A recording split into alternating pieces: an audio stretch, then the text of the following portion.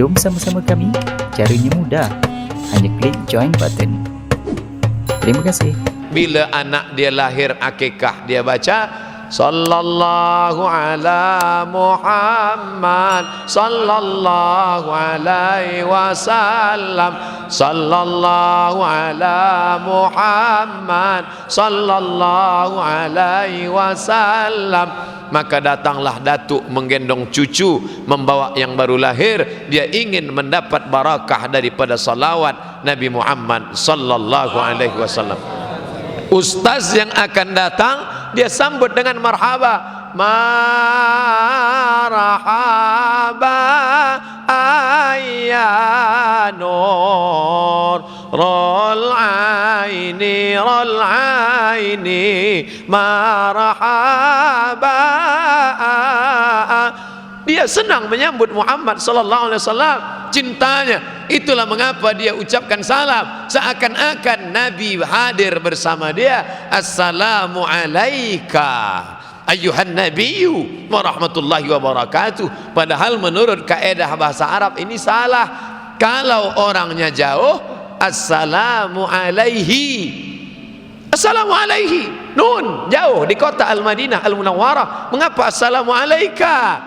Karena Nabi yang mengajarkan assalamu alaika ayyuhan nabiyyu wa rahmatullahi wa barakatuh. Seorang istri, suaminya sudah lama meninggal dunia, 40 tahun yang lalu, tapi dia tetap berkata, oh suamiku yang berada di pelupuk mata, buah hati bulayan jiwa, kau tak jauh. Padahal orangnya sudah lama mati, tapi ternyata cinta membuat orang selalu bersama. Dia tetap ada. Almar'u ma'a man ahab. Orang akan sentiasa bersama dengan sesiapa yang dia cintai.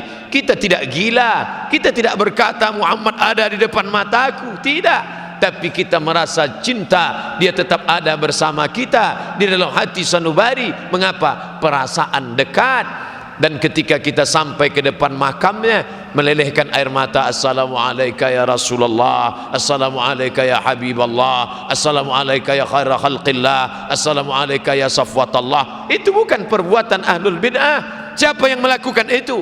Abdullah ibn Umar ibn al-Khattab radhiyallahu anhuma. Setiap kali dia balik dari perjalanan panjang musafir, dia tidak balik ke rumah, tapi dia tegak di hadapan makam Rasulullah sallallahu alaihi wasallam.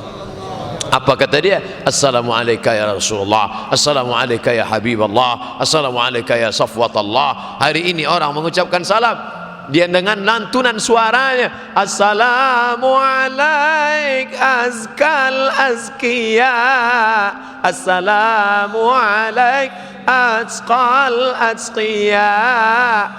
Bolehkah memuji-muji Nabi? Bukankah Nabi berkata la tatruni, jangan kamu puji aku kama atratin nasara al-masih. Yang tak boleh memuji kalau melampau syariat. Wa qalatin nasara al-masih ibnullah. Nasrani berkata al-masih anak Allah. Itu yang tak boleh. Ada umat Islam berkata Muhammad anak Allah? Mana ada? Kalau ada orang Islam berkata Muhammad anak Allah, kafir dia. Walam yakul lahu kufuwan ahad, lam yalid walam yulad. Datang sahabat memuji-muji Nabi, mengagung-agungkan Nabi. Apakah Nabi marah? Sakata wa tabassama. Nabi diam dan tersenyum. Hadis riwayat At-Tirmidzi. Buka kitab Sunan Jami' At-Tirmidzi. Datang seorang munsyid, nasyid, syair memuji Nabi. Nabi sakata, diam. Watabassama, dia tersenyum. Sunnah takririyah. Maka berlomba-lombalah ulama membuat syair. Untuk apa? Memuji Nabi Muhammad sallallahu alaihi wasallam. Abtadi'ul imla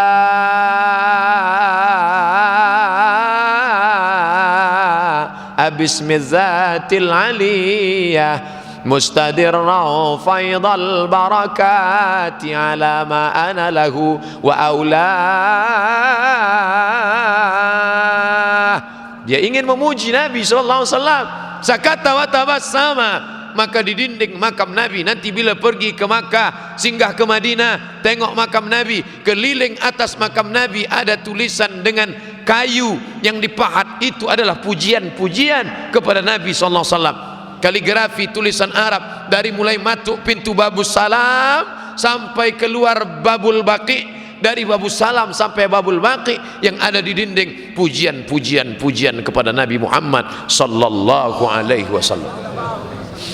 Oleh sebab itu memuji Nabi kebaikan. Mudah-mudahan dengan banyak berselawat, banyak memuji. Isi daripada Ad-Diyaul Lami, Al-Burdah, Al-Barzanji, Ad-Diba, Al-Busiri, itu semua isinya tak lain tak kurang salawat, puji-pujian dan sejarah.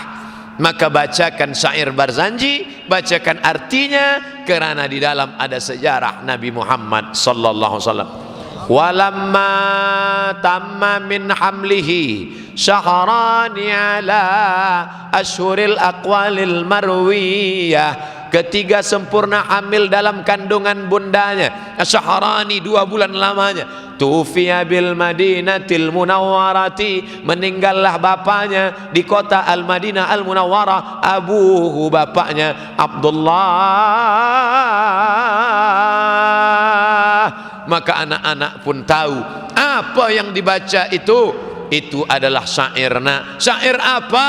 Syair pujian untuk Nabi. Siapa yang membuat? Imam Abu Ja'far Al-Barzanji. Abu Ja'far Al-Barzanji Ahlus Sunnah wal Jamaah, belajar daripada Kaherah. Abu Ja'far Al-Barzanji belajar di Al-Azhar University. Ilmunya hebat. Dari Madinah Al-Munawwarah datang Turki Utsmani, mengangkat dia menjadi mufti di Yaman. Selepas itu dia balik ke Madinah, dia tulis syair Al-Barzanji. Sekarang masih hidup ulamanya. Al-Barzanji sudah lama meninggal, tapi yang ada sekarang Ad-Diyaul Lami, ditulis ulama yang masih hidup. Al-Habib Umar Ibnu Muhammad Ibnu Salim Ibnu Hafiz di Hadramaut Tarim Darul Mustafa. Maka kita baca pujian-pujian kepada Nabi Muhammad sallallahu alaihi wasallam. Kalau kita berpuasa pada tanggal 10 Muharram, Khaliful Yahud, bezakan diri kamu dengan Yahudi. Yahudi berpuasa hari ke-10 saja. Untuk berbeza dengan Yahudi, alangkah eloknya 9, 10, 11. Tak sanggup 3 hari, 9, 10. Tak sanggup 2 hari, 10 saja. 10 pun tak sanggup, innalillahi wa inna ilaihi raji'un. Khaliful Yahud, bezakan diri kamu dengan Yahudi. Maka berpuasa. Puan berpuasa kemarin, ya. Kenapa berpuasa? Karena ikut Nabi Muhammad. Mengapa Nabi puasa? Karena bersyukur selamatnya Musa daripada tangkapan Fir'aun laknatullah alaih. Tengok pengambilan dalil Al-Hafiz Jalaluddin Abdurrahman As-Suyuti mengambil dari Al-Hafiz Ibnu Hajar Al-Asqalani. Kalau nikmat selamatnya Musa boleh diulang setiap tahun, mengapa nikmat lahirnya Muhammad tak boleh diulang setiap tahun? Engkau kemarin bersyukur kerana Musa selamat, ya. Engkau kemarin bersyukur kerana Fir'aun tenggelam, ya. Mengapa engkau tak bersyukur ketika Muhammad lahir? Mana yang lebih mulia? Mulia Muhammadkah atau mulia daripada? Oh, kami tak boleh beza-bezakan Nabi. La nufarriqu baina ahadim mir rusulih. Kami tak beza-bezakan antara satu Nabi dengan Nabi yang lain. Kita tak boleh bezakan, tapi Allah membezakan. Allah yang mengatakan dia Sayyidul Anbiya wal Mursalin. Mana dalilnya? Ana Sayyidu waladi Adam, la fakhar. Nabi berkata, aku Sayyidu waladi Adam, pemimpin anak cucu keturunan Adam. Dan dia tidak berkata mengikuti hawa nafsunya. Wa ma yantiqu anil hawa in huwa illa wahyun yuha, daripada Allah subhanahu wa ta'ala. Sebelum dia lahir, Adam alaihi salam sudah menyebut namanya. Buka kitab Mafahim Yajib an Tusahhah, ditulis oleh As-Sayyid Al-Habib Muhammad Ibn Alawi Ibn Abbas Al-Hasani Al-Maliki. Saya berjumpa, melihat langsung wajahnya tahun 2000 semasa haji dari Kaherah pergi ke Makkah, datang ke Rosaifah, datang ke majlisnya, memandang dia. sudah meninggal dunia. Sekarang anaknya Al-Habib Ahmad ibni Muhammad ibni Alawi ibni Abbas Al-Hasani Al-Maliki. Mengapa Al-Hasani? Kerana nasabnya sampai kepada Sayyidina Al-Hasan ibni Muhammad Fatimah binti Muhammad sallallahu alaihi wasallam. Mazhab dia Maliki, daripada Maghribi. Apa kata dia? Adam berdoa, Rabbana zalamna anfusana wa illam taghfir lana wa tarhamna lanakunanna minal khasirin. Selepas itu Adam menambah doa, Allahumma inni atawassalu ilaika bijahi Muhammad sallallahu alaihi wasallam. Aku bertawassul kepada engkau ya Allah dengan barakat kemuliaan Muhammad.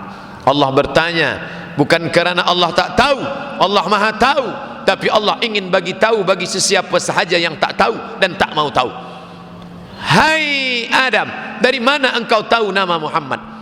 Ketika engkau ciptakan aku dari tanah ya Allah, kemudian engkau tiupkan roh ke dalam jasadku, fanafakhta fi ruhi, kau tiupkan roh, rafa'tu ra'si, ku angkat kepalaku, maka aku lihat ada tulisan nama bersanding dengan namamu, itulah nama Muhammad sallallahu alaihi wasallam. Itu menuliskan nama Allah bersanding dengan nama Muhammad di masjid Jami' Kampung Baru, bukanlah ijtihad alim ulama, pengerusi majlis, pengerusi masjid. Lillah Muhammad, la ilaha illallah Muhammadur Rasulullah, tertulis di tiang aras bersanding nama Muhammad dengan nama Allah. Aku tak tahu dia siapa, aku tak tahu dia makhluk apa, tapi aku yakin tak mungkin nama dia bersanding dengan namamu kalau dia tidak memiliki kedudukan yang mulia dan sempurna. Tengok kitab Mafahim Yajib an Tusahhah tentang sanad hadis ini, tentang bertawassulnya Adam kepada Muhammad sebelum Muhammad lahir dalam bentuk manusia yang sempurna.